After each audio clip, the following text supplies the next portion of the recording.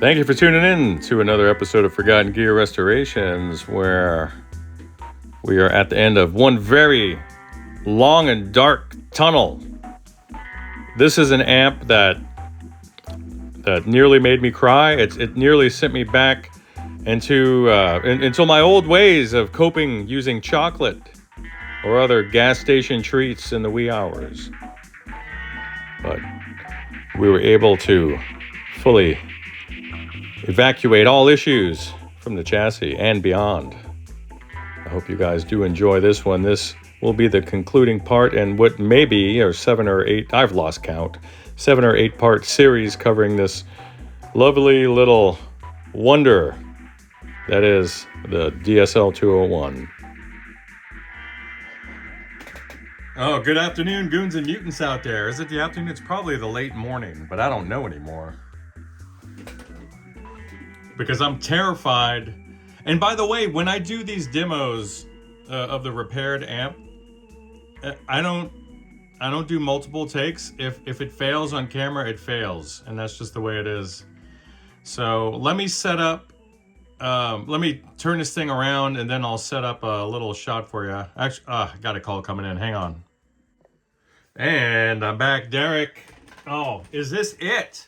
I think this is the 8th part on this series for your father-in-law's old Marshall DSL 201. And this one was made in good old Bletchley, Milton Keynes, England.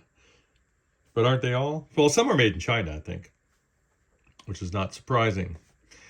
So over here in the foreground, you will see all the grumpy parts. Well, not all of them, because I do have some other components like resistors and caps that I had to change out, including the jack on the rear, the speaker jack, the output jack on the rear panel here, which is no longer the plastic style. It's now a switchcraft. The thing was not isolated to begin with, so we don't have any issues with noise. Isolated from ground, that is. Then your old EI guys are just sitting there for a little sad family portrait, along with their deceased little friend there. And let me tell you, dude, for an amp with a pair of EL84s, that upgraded output transformer really brings the greasy goods to the tabletop. I like it.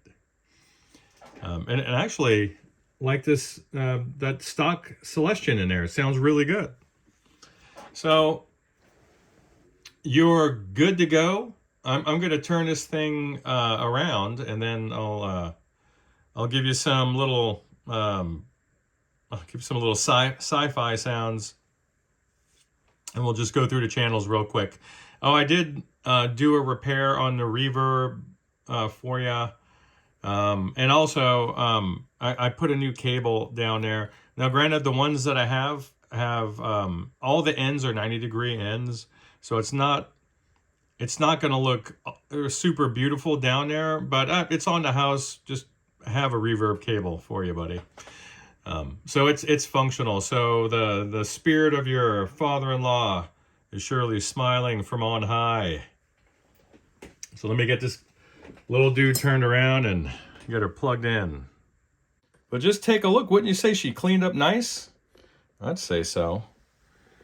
I'd say she came out really nice. This'll about do, since we're testing a combo, and I'm using a phone, so the mics will pick up from below, or in the case of your perspective now, from the west side of the screen.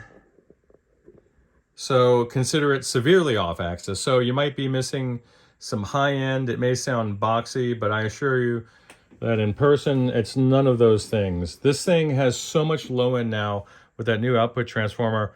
You can just bring it on down to about 2 on the dial and be super happy. So let me grab a guitar here. Well, actually, let's do this first. Let's get her warming up, and then we'll do some fun stuff with the signal generator. I know Halloween's gone.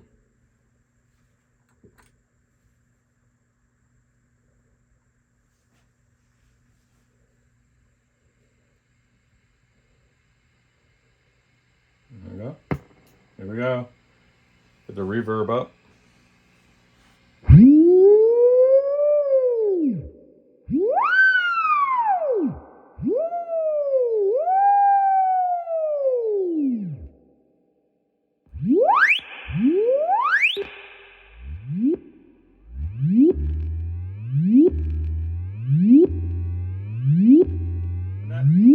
That crackling noise, by the way, is actually the cable on this.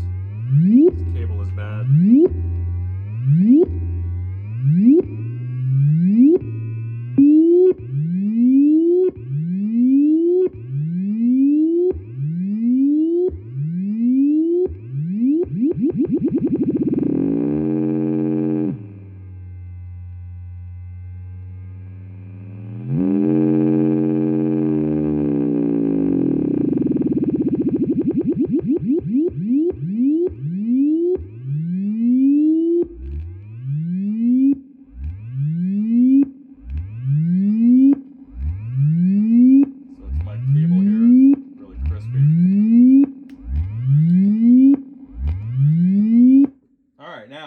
Let's go over to the overdrive channel.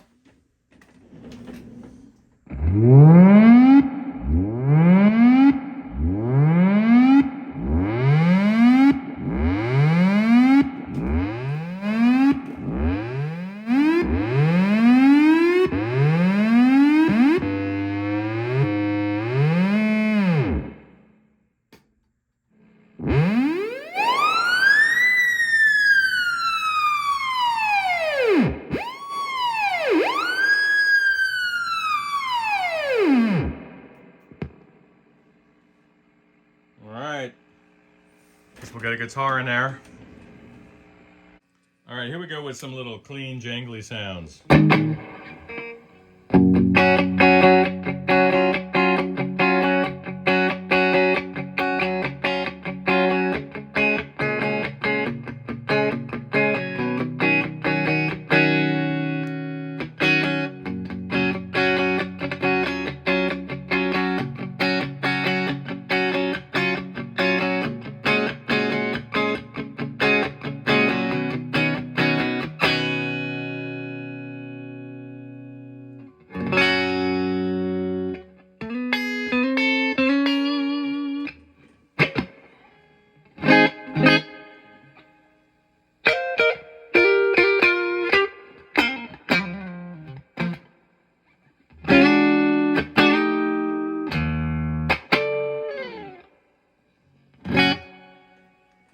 Really nice sounding amp.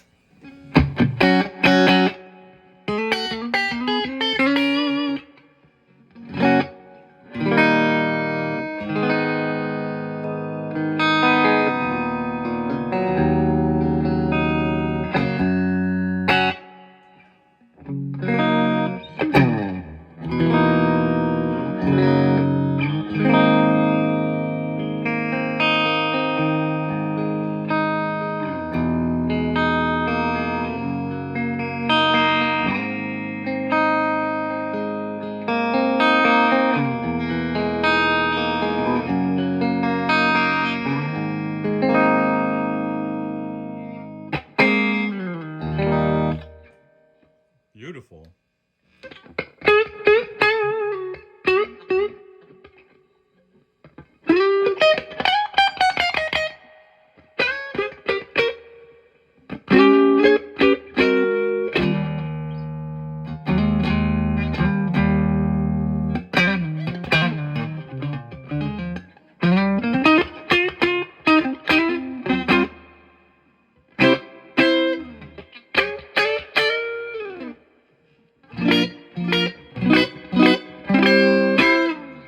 That's a really dynamic and rich, clean sound for one of these amps.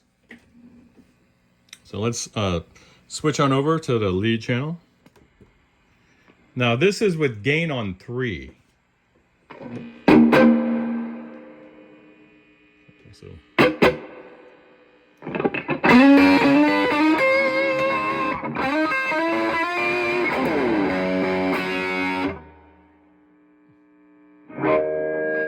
This guitar noise there, you can see it's gone.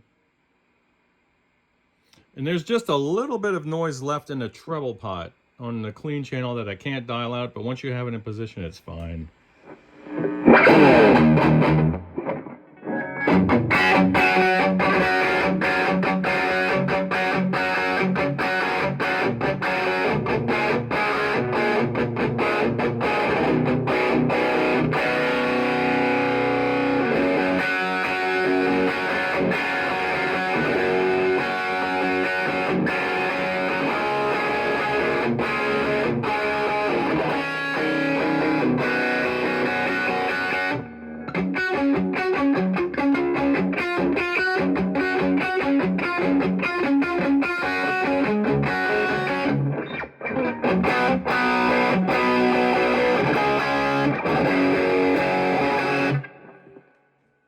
Nice. So much gain on top.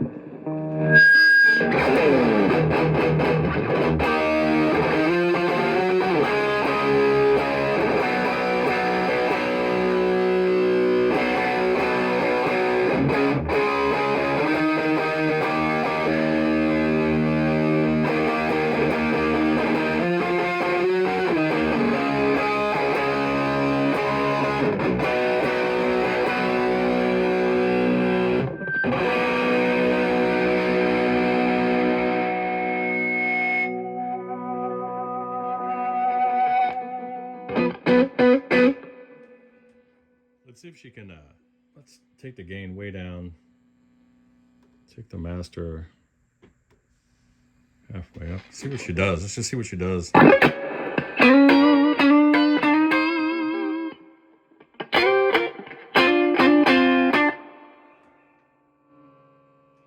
she wants to run away with the gain.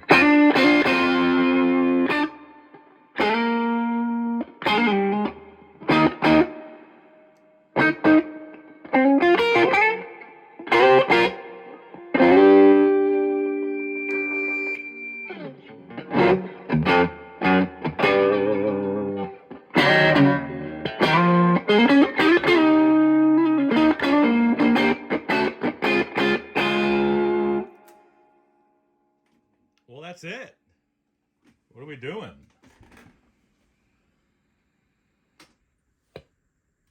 What are we doing? We are there. We've arrived. I don't even know what to think right now, to be honest with you. I was really hesitant to take this amp on, knowing what could be lurking under the hood.